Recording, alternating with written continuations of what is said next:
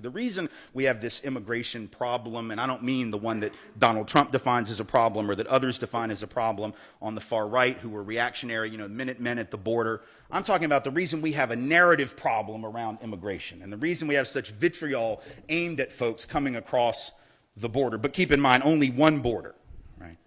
The Minutemen do not camp out in boats off the coast of Nova Scotia shooting at those crafty Canadians as they sneak into our country to take advantage of our superior health care. They don't do that. It's just down there at that other border, which I beg to remind you is an artificial border created at the outcome of a war, which was a war of aggression started on false pretense by this country. Not what they taught us in 8th grade, but now that is what happened. So really, folks are coming home. Can I get an amen? People are coming home. Right. They're coming home. They're coming home. And their families were here a long time before the vast majority of ours, and yet we tell them that they don't belong. Very interesting. The reason this is even possible, though, is because of the narrative we've told about how we, and now I'm talking about those of us of European descent, because black folks know how they got here. Right? A lot of Asian folk know how they got here. A lot of folks were brought over, particularly Chinese folk, to work the railroads, didn't care how many of them died. Right? Indigenous folks know how they got here. Right? But white folks have told a fiction. Right?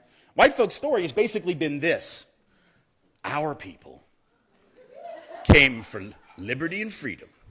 We came for principles like that. Those people are just coming for stuff. Right? That's what we say in so many words. We came for principles, they're coming for stuff. Let's clear this up. We did not come for liberty and freedom. And I know this because if we had come for liberty and freedom, we would have established liberty and freedom. And I don't just mean with regard to people of color, I mean each other. Like, white folks spent a lot of time in the colonies just trying to figure out who was the bigger witch, right? Like, we just would kill each other. It wasn't like one big happy white family. It was just, you're not a good enough Christian. No, you're not a good enough Christian. No, you're not a good enough Christian. Now I'm going to drown you because you're a warlock. I mean, that was the kind of, like, in a nutshell, that was the colonial experience. So that was not Schoolhouse Rock, right? Yeah, right? So we didn't establish liberty and freedom even vis-a-vis one another. Let's be honest, we came for stuff. We came for stuff like opportunity, stuff like land, stuff like the ability to survive because things weren't working back home. Like, we need to be honest about, like, our people were the losers of Europe.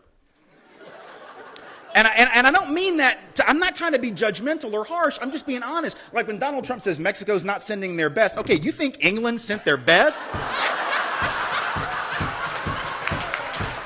The hell